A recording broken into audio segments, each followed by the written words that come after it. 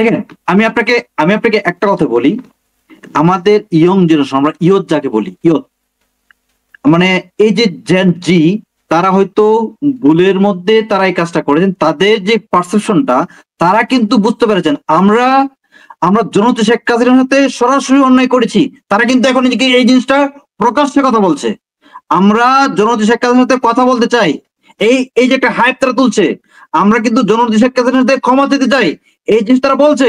আমরা আবারও আপনাকে ক্ষমতায় নিয়ে আসবো, এই কথা কিন্তু এই যে জেন জি তারা বলছে। আপনি এই জেন জি এর কথা কি আপনি গুরুত্বহীন করেন? আপনি জেন জির কথাটা গুরুত্বহীন মনে করেন?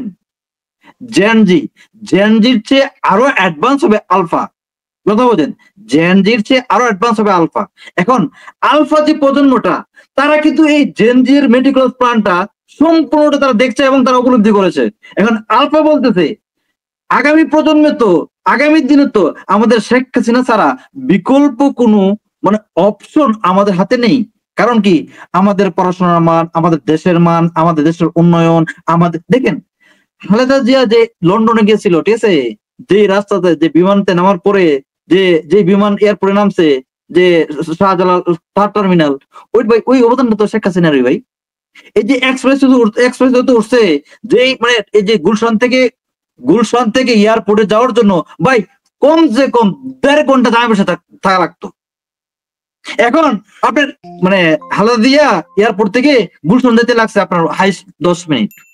তো উনি তো যে শেখ হাসিনার সবসময় গালি দেন যে শেখ হাসিনা একজন স্বৈরাচার, শেখ হাসিনা একজন ফ্যাসিস্ট।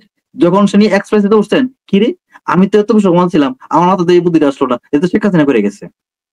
এখন আপনি বলেন, আপনি যারা এই যে যারা জরিপটা করছে, যে তারা হয়তো গাঁজা খাইছে, নয়তো আপনার তারা অন্য কোনো মানে মানে তাদের নেশাগ্রস্ত ছিল, যার পরে তারা এই জরিপটা চালাইছে। যে এখন জেনজি এবং আলফা এবং আমাদের সুশীল এবং আমাদের ইয়ং যারা আওয়ামী লীগের মানে বিপক্ষ ছিল, যারা আওয়ামী লীগের বিপক্ষে কাজ করেছে, তাদের যে পারসেপশন, তাদের যে মানে উপলব্ধির ক্ষমতাটা, তারা কিন্তু প্রখরভাবে ধারণ করেছে। যা শুধু একটা স্ফুলিঙ্গ হওয়ার একটা অপেক্ষা থাকেন। যে অপেক্ষাটা কি, আমি আপনাকে আগেও বলছি যে আওয়ামী লীগ আসার জন্য, আওয়ামী লীগ নির্বাচন করার জন্য তাদেরকে কোনো দল বা কোনো মানে কোনো ক্ষমতা তাকে ডেকে আনতে হবে না, তাকে সেনাপ্রধানকে ডেকে আনতে হবে না। আওয়ামী লীগ আসবে, তাদের রাস্তা খুলে যাবে।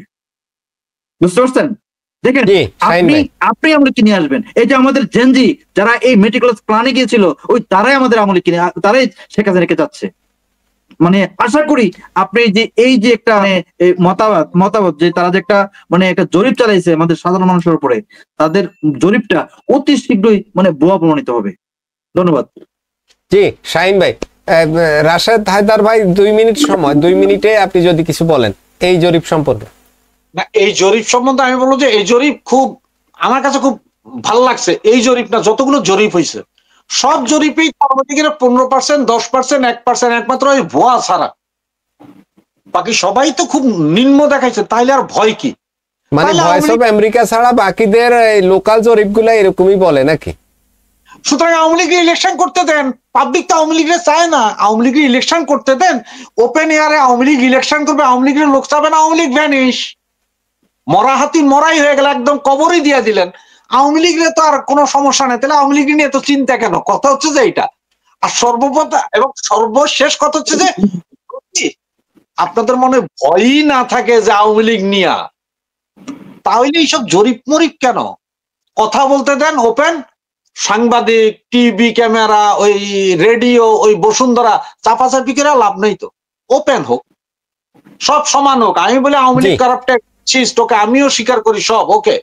কিন্তু এখন আপনারা যখন সব ফেরেস্তা বসছেন, ফেরেস্তারা এমন একটা ইলেকশন দেন যেটা সারা এই জাতি সারা জীবন স্মরণ রাখবে।